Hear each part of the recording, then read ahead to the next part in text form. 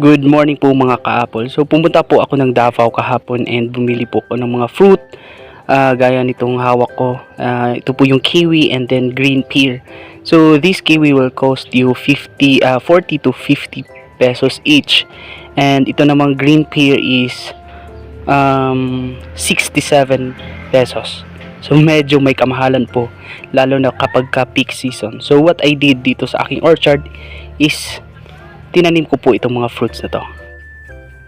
Ayan, so ito po yung kiwi fruit.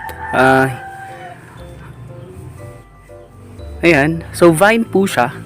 And share ko lang po, I was exposed in kiwi farming before sa South Korea. And ang natatandaan ko dun is meron silang male and female na puno or vine ng kiwi. And nag-harvest po kami doon ng male flower and kinukuha po namin ang pollen and then we pollinated it sa mga female flowers manually.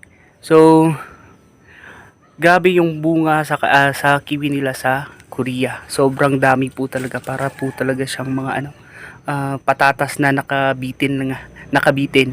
So ito po yung kiwi ko dito sa Kapatagan together with other fruits gaya niyan durian and sa mga apples, mga cherries and plums. So yan. So ito meron akong 4 na vine dito ng kiwi and sa ibang farm is nagtatanim na rin po ako. So ayan. So these are from seeds. So kung bibili po kayo ng mga kiwi sa market, so pwede niyo pong i-propagate yung kanyang mga seeds.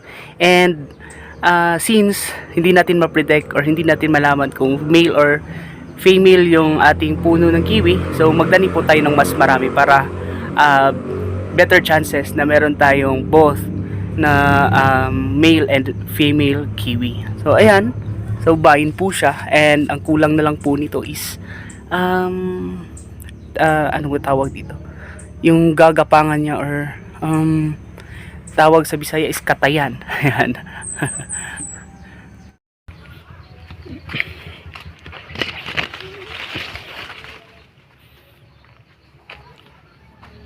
So ito naman po yung pears na tinanim ko dito sa likod ng aming bahay. So ayan, unlike sa apples, medyo mas mahina po siyang tumubo dito sa amin. Ayan, so ito mga nasa 1 year na yata to and medyo maliit pa siya, unlike sa mga apples na sobrang bilis mag grow. Ayan, ito yung mga apples. So ayan, share ko lang and thank you.